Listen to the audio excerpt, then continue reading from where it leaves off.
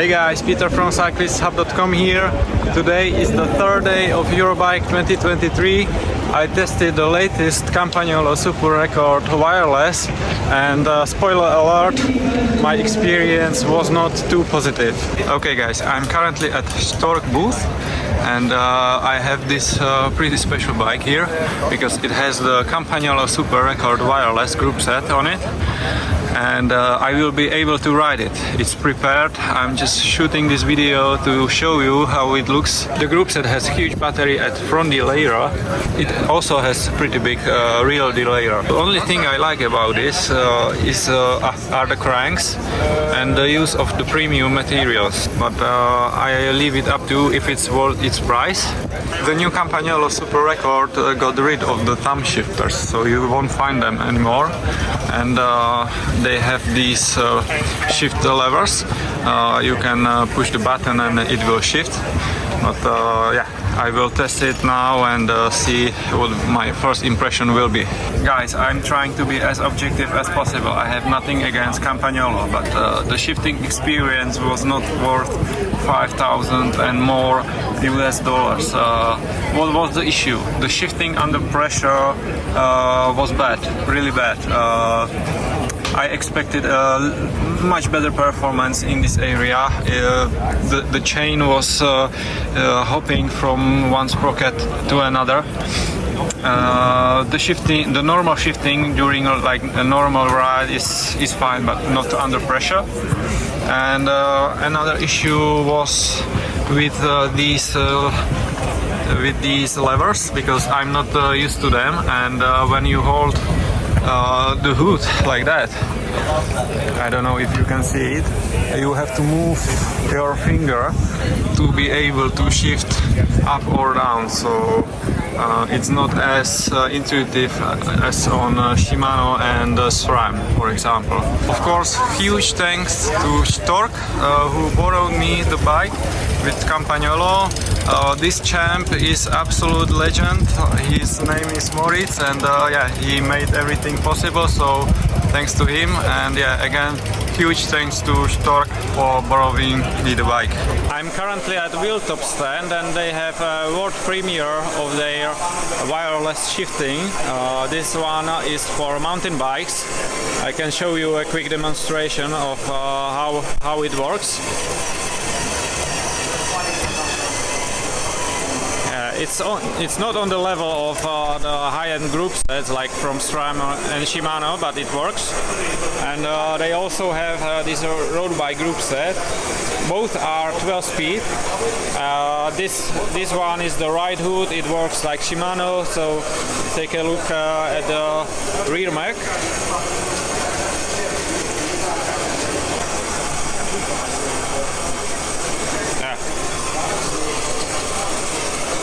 Yeah, and here is the front mag, and they only have one button, so just with one click you shift up or down. Regarding the price, they have not set it yet, but the price range will be around 300 or 400 US dollars, so it's pretty cheap.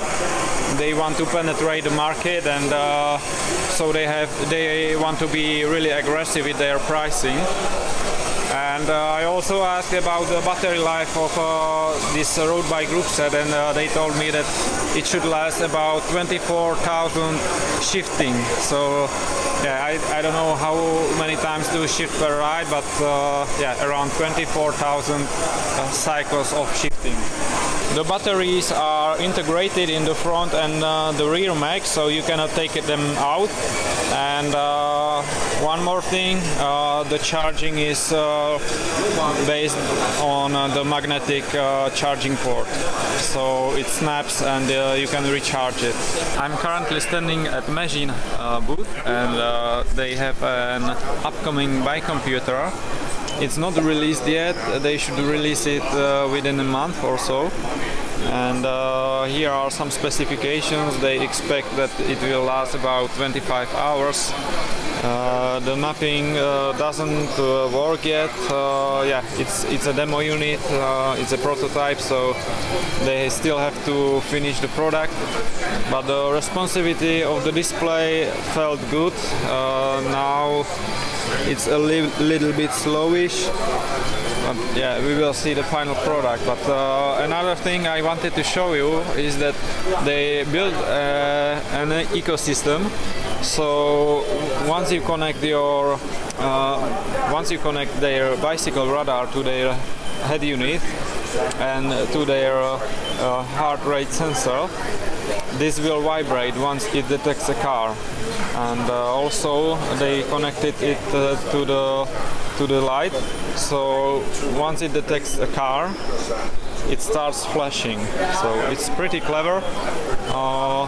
I especially like the armband and how it vibrates, so you don't have to use the sound alerts. The road bike group set market is dominated by Shimano and SRAM, and then you have a few smaller players like Campagnolo, FSA, and a few Chinese brands like L2 that I showed you yesterday. And I just wanted to discuss why this is so.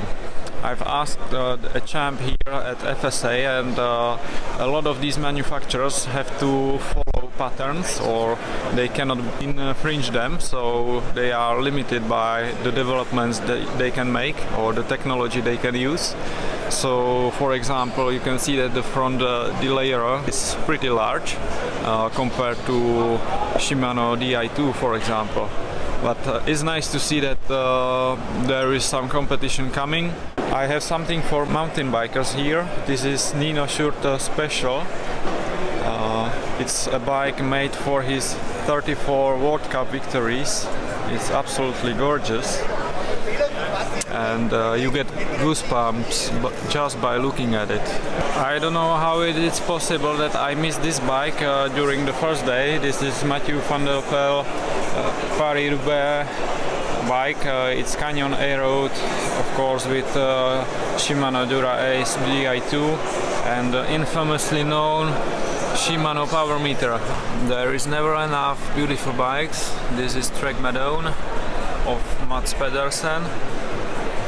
And I noticed that the saddle is scratched, so it's probably a crashed bike. And here is the infamous Isoflow. Maybe you saw Hambini's post when the seat post snapped.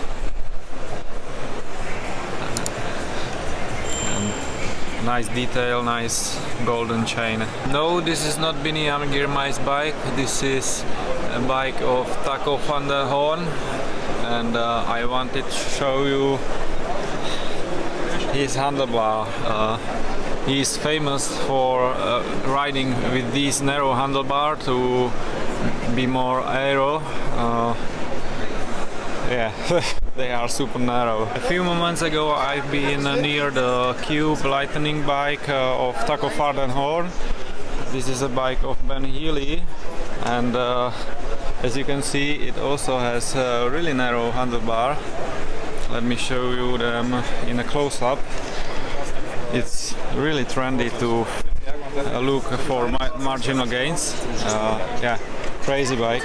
This is a really unique bike. It's a Scott Foil RC Liquid, and yeah, where do I begin? So here you can see fully carbon saddle.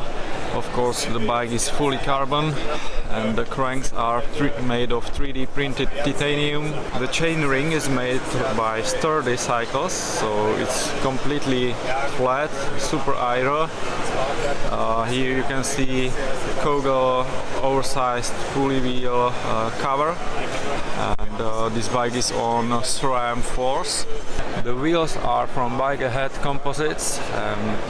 I don't fully like these spokes, but it makes the bike even more special. This is a very special bike again. I know that I cover mostly road cycling, but this is a downhill bike of Loïc Bruni.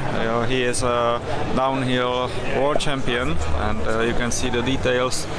It's gold paired with green. his bike looks really special. So there you have it. This was Eurobike 2023. Thanks for watching. If you haven't already, subscribe, and I will see you in one of my future videos. Bye bye.